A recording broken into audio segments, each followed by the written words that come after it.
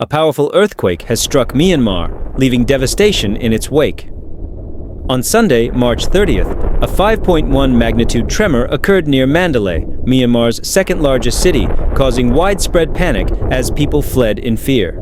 However, this was merely an aftershock of a much larger disaster. 2 days earlier, a massive 7.7 magnitude earthquake tore through the country, reducing buildings to rubble and sending shockwaves as far as Bangkok, Thailand, and parts of China.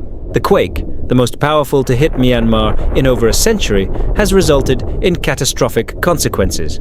At least 1,700 people have been confirmed dead, with authorities warning that the actual number could rise significantly in the coming weeks.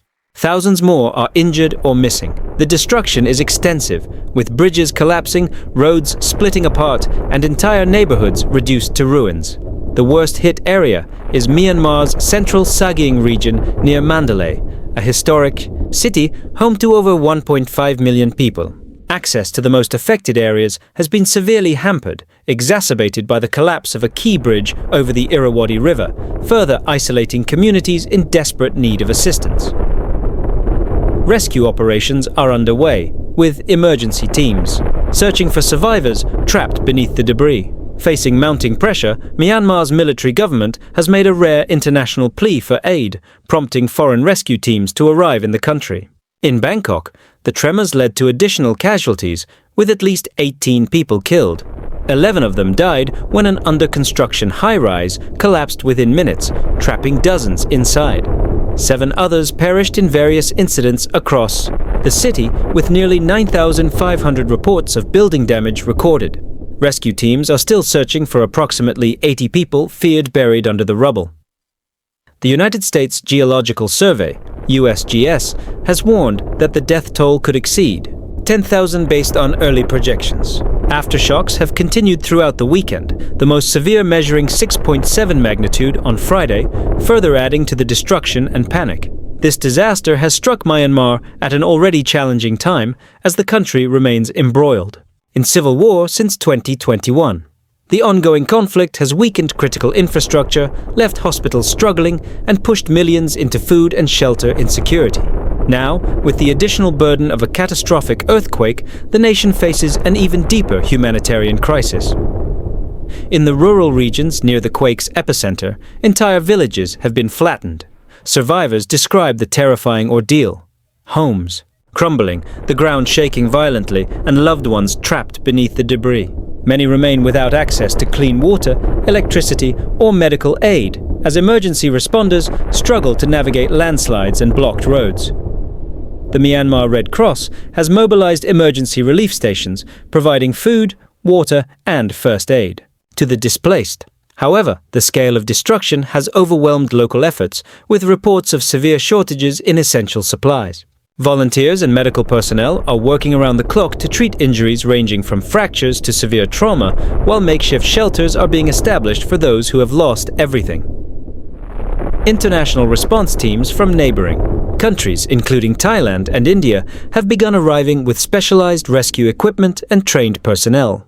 The United Nations has pledged support, calling the situation in Myanmar a humanitarian catastrophe. However, political tensions are complicating relief efforts. Myanmar's military leadership continues to maintain tight control over foreign aid distribution, adding another layer of difficulty to rescue and recovery operations. As efforts continue, the full extent of the disaster remains uncertain. Families search through the wreckage for missing relatives, while survivors brace for further aftershocks. The coming weeks will be crucial in determining the true impact of this devastating earthquake and Myanmar's ability to recover from one of the deadliest natural disasters in its history. In a rare appeal for international assistance, Myanmar's military leaders, typically resistant to foreign intervention, have called for urgent help following the earthquake. Countries across the globe have responded swiftly, deploying teams and resources to aid in rescue and relief efforts. China was the first to respond, with state broadcaster CCTV reporting that Beijing has pledged $13.8 million in humanitarian aid. Russia quickly followed, sending specialists equipped with search dogs, anesthesiologists, and psychologists, according to the Russian Emergencies Ministry.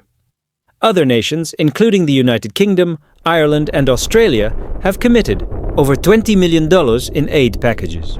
United States President Donald Trump has condemned the disaster as terrible and vowed that the U.S. would also provide assistance. Additionally, India, Singapore, Malaysia, and Hong Kong have pledged support. The United Nations has allocated an immediate $5 million for relief efforts and is mobilizing emergency teams. Despite the global response, the challenges remain formidable.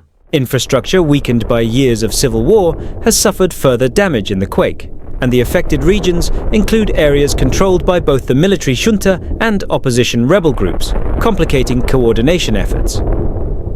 As Myanmar struggles to recover, the world watches closely, hoping that aid and rescue efforts can alleviate the suffering of the thousands affected by this devastating tragedy.